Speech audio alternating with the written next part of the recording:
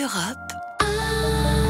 On va parler d'entrée libre, mais d'abord l'information du village des médias, Raphaël Bayot. On va consacrer une page spéciale à Loup Bureau, je l'ai dit, mais d'abord les actus médias. Oui, bonjour Philippe, bonjour à tous. Commençons bien la semaine avec cette question fondamentale. Qu'avez-vous regardé à la télé ce week-end? Passion gros chiffres, passion médiamétrie. Nikos Aliagas a passé un délicieux samedi sur TF1. D'abord en Access, son émission spéciale de 50 minutes Inside a bien marché avec 2 790 000 téléspectateurs. Je dis spécial parce que c'était les 10 ans de l'émission. Et puis le soir même, samedi donc, bim, le voici à nouveau leader des prime time avec The Voice Kids, ou comme il dit, The Voice Kids, 4 303 000 téléspectateurs. Et puis dimanche soir, les deux nouvelles émissions de la soirée progressent. Laurent Delahousse sur France 2 fait mieux que la semaine dernière avec son nouveau magazine 19h le dimanche, 2 063 000 téléspectateurs pour 11,6% de part de marché. Progression aussi pour Thierry Ardisson, ces terriens du dimanche font légèrement mieux que la semaine dernière avec 628 000 téléspectateurs sur C8. Le fameux dicton que je viens d'inventer, dimanche pluvieux, téléviseur heureux, se vérifie une fois de plus. Village Média sur Europe 1, le journal du village. Alors Raphaël, on ouvre votre journal du village avec Stéphane Bern en mission pour l'Élysée. Oui, vous l'avez peut-être entendu ce week-end, l'animateur de France 2 a été choisi par Emmanuel Macron pour mener une mission de recensement du patrimoine. Stéphane Bern aura 6 mois pour répertorier les monuments en péril et faire la liste des chantiers prioritaires. Il devra aussi réfléchir à des nouveaux modes de financement de tous ces chantiers. Il rapportera directement au président et non pas au gouvernement. Et alors cette nomination n'est pas du goût de tous, ça a beaucoup tweeté ce week-end. Oui, parce que Stéphane Bern est un proche du couple Macron, même s'il consacre sa vie au patrimoine depuis des décennies, ses détracteurs n'ont pas hésité à attaquer sa légitimité.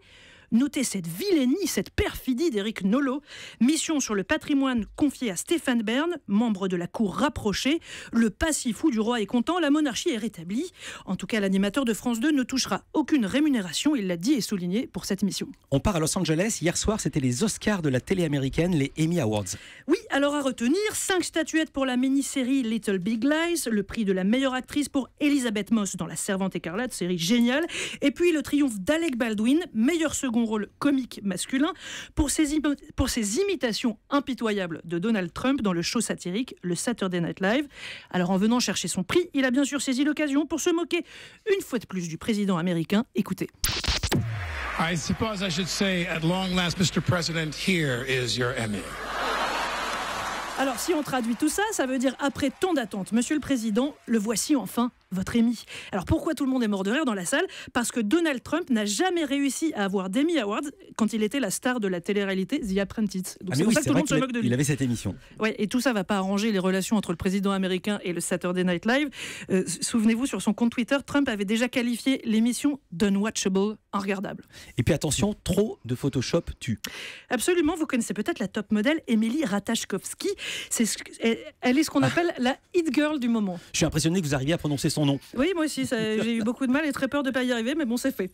Alors, c'est assez rare pour le raconter. Ce week-end, elle s'est publiquement payé le magazine dont elle venait de faire la couverture, Madame Figaro. L'objet du délit, c'était la photo beaucoup trop photoshopée, selon elle, de la couverture. Sur son compte Instagram, elle a donc publié la photo originale et on constate que sa bouche et sa poitrine ont été rapetissées sur la couverture, le tout à grands coups de Photoshop, le logiciel de retouche photo. Je suis très déçue, a-t-elle dit. J'espère que l'industrie de la mode arrêtera bientôt de gommer ce qui nous rend unique. Elle n'a toutefois pas souligné que son nez également avait été affiné. Et puis on termine avec l'image média du week-end. Oui, on est dans l'info, la vraie, avec le nouveau look de Manuel Valls. Même Laurent Delahousse, qui le recevait hier soir dans 19h le dimanche sur France 2, ne s'en est pas remis. Manuel Valls, merci d'être avec nous. Vous êtes là avec ce book, nouveau look. Voilà, je suis bien là. Nouvelle carrière politique qui s'annonce. Peut-être, on ne sait jamais. Vive la vie. Europe.